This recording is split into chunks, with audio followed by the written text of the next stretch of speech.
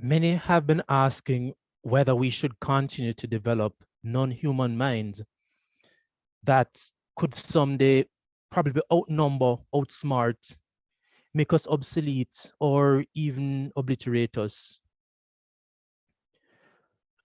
Just 2 months ago, a number of influential persons were calling for a 6-month halt on improvements to artificial intelligence. And like them, you and I may have started to question whether automation technologies, robotics, AI will take over humanity. Some of us may argue that the genie is already out of the bottle, and while we cannot contain it, or while we can't put it back, we can somewhat contain it. For this reason, I would like to take a more optimistic approach to this presentation on automation technologies, because in the last few years, I've been spending some time to think through this topic, to think about robotics, to think about AI, and how all of these things are in fact transforming human resource and the global workforce. And every now and then I spend some time reflecting on first century before the common era inventions such as the water wheel. And I sometimes think back to the water clock. And, you know, these are some of the early beginnings of automation. And I think about the Industrial Revolution and where we are now. And I think about where we're heading. What are some of the possibilities?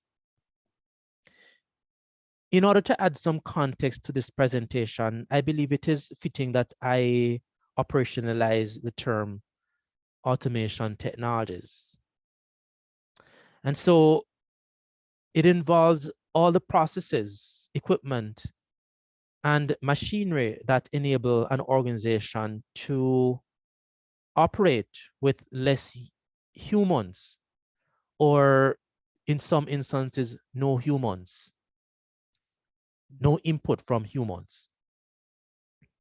So automation technologies could in fact range from simple software tools in our common software application programs to more complex ones that are used in AI and robotics.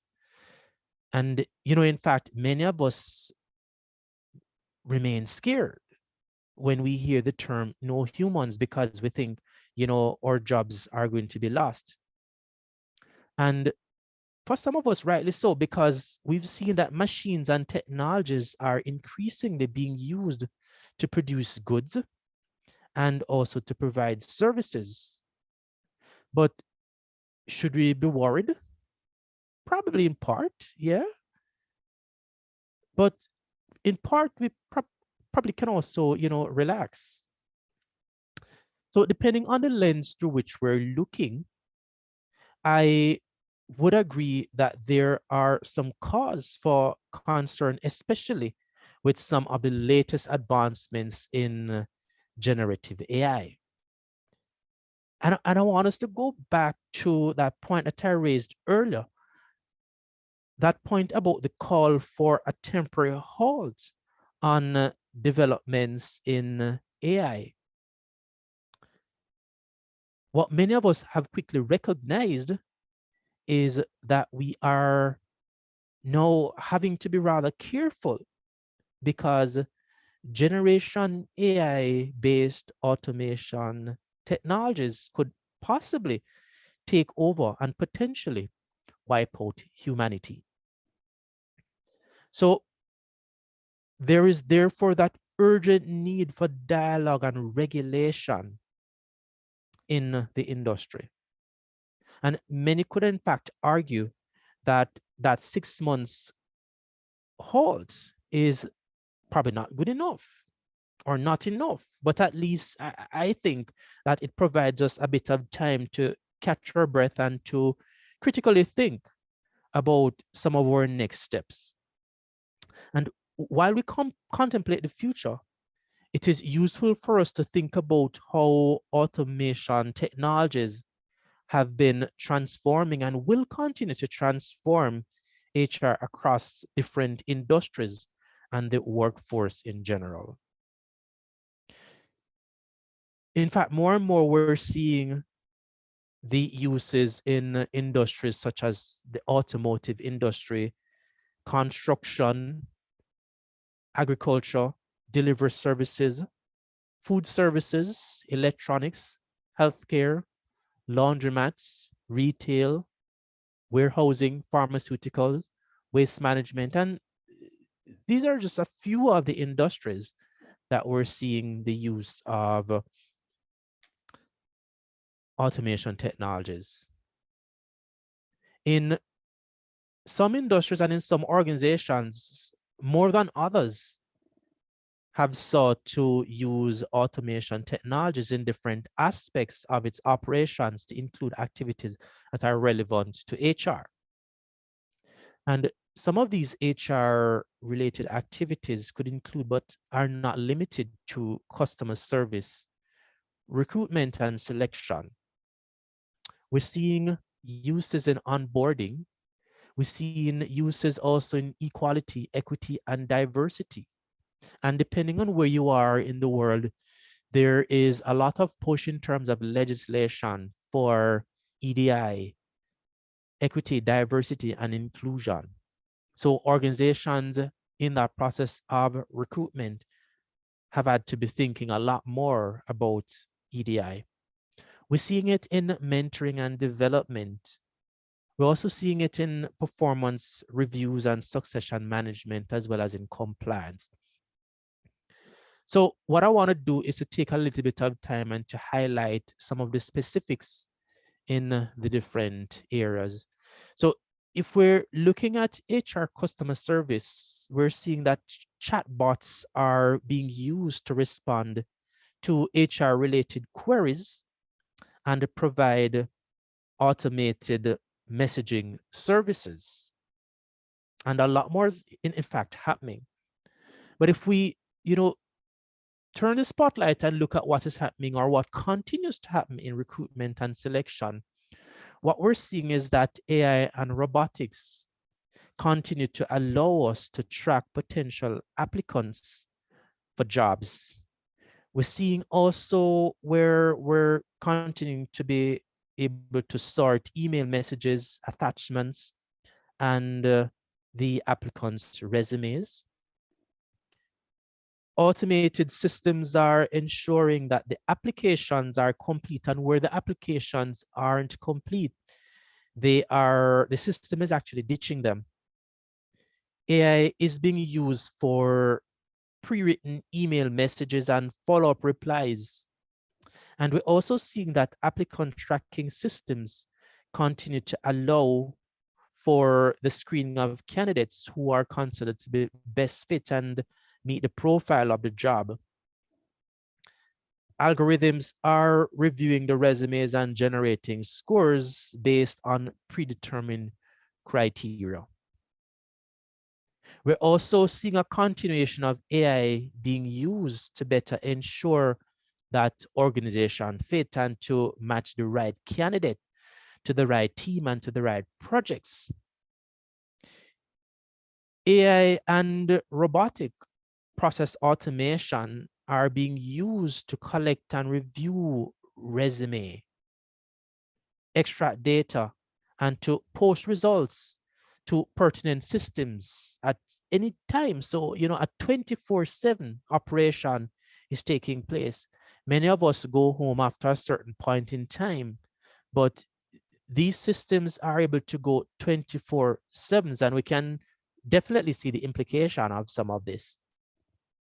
We're also seeing in recruitment and selection that there is the opportunity or the continued opportunity for automatic deletion of unsuccessful applications from the system. And what this actually does is that it actually helps to purge the system, reduce space, while satisfying privacy and confidentiality concerns.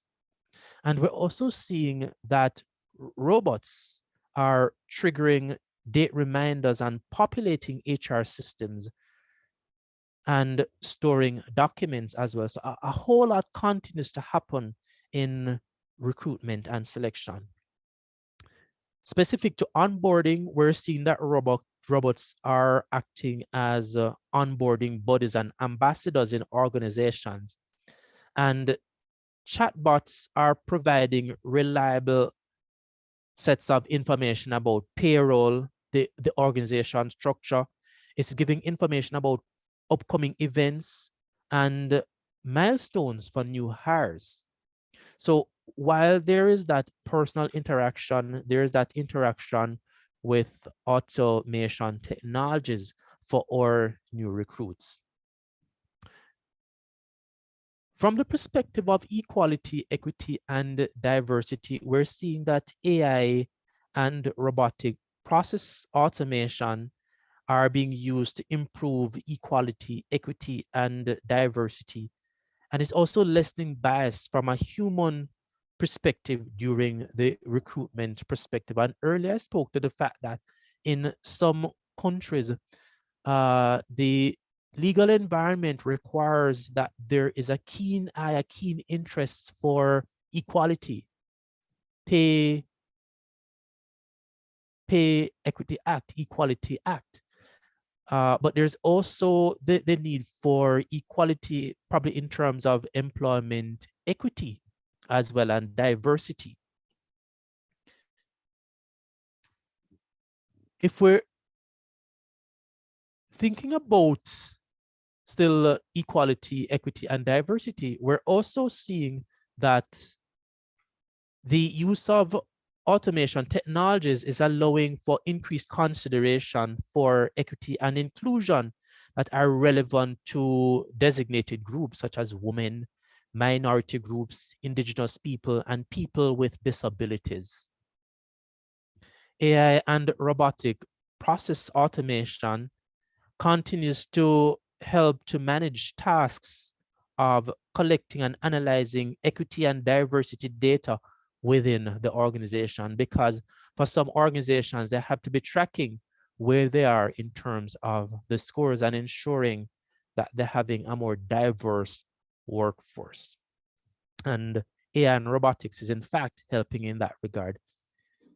We're also seeing that AI and robotics continue to help us in mentoring and development, believe it or not. So digital help desk assistance, which uses a combination of robotic process automation and AI, are trained to handle high volumes of internal and external inquiries that HR would normally be required to respond to. Software robots and actually do help in mentor matching services, and these are being used to evaluate, examine the skill sets and the interest of different persons and persons across time zones and also different geographic location within that organization and even outside of the organization or the industry. So we're seeing that a lot of matching is taking place. In fact, software robots are being used to send and follow up on reminders between mentors and mentees. We're also seeing continued use in performance reviews and succession management. So AI and robotic process automation are being used to pull pertinent performance management information together and also to suggest succession management related information. Yeah. So previously we'd spend the time and we'd be having meetings. We're seeing more and more that automation technologies are helping us with that process. With respect to compliance, we're seeing that there's greater adherence and the systems are actually helping us to ensure that there are greater levels of adherence to legislation. And again, this is through that whole process that we're engaging in during recruitment and selection. We're also seeing that AI and robotics is helping us with ensuring that there are better audit trails relating to HR related processes and systems. Thus, it's allowing for smoother audits to take place in organizations. Now, as we ponder, as we think through where we are right now and where we're going, we're seeing that across industries, there are some general benefits to deploying automation technologies and across industries. And in fact, I want to just point you back to the fact that in whichever of these industries that I'm going to mention, yeah, or we're talking about, HR is rather relevant. So we're seeing advantages in terms of the fills for labor shortages and labor gaps. So the shortage for labor is increasing around the globe, and it's really intensifying that search for those top talent, key talents in organizations. And so what we're seeing is that AI is actually helping to fill some of those gaps in instances where we can't find those human bodies. We're also seeing that AI is allowing us to, do some of those more strategic type work that we need to be concentrating our minds around. Yeah. And in fact, just to go back to that point about labor shortage, because we did see what happened in the COVID-19 pandemic. And in fact, the pandemic has brought on a lot more challenge in terms of that labor shortage and that gap, those gaps that we're seeing. So a lot more persons, in fact, are turning to the gig economy. And so what we have to be also doing is to allowing for people to begin to think about how they're upskilling themselves. So while there is the infusion of technologies, what we're also needing to do is to help people to upskill themselves. The use of automation technologies is also relieving people of dangerous tasks.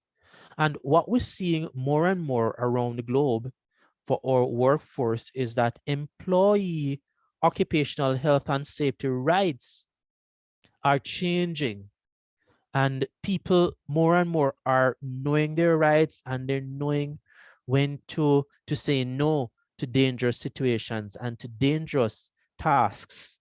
And so we're seeing that robots and AI are in fact helping to do some of these tasks that we really shouldn't be allowing humans to undertake.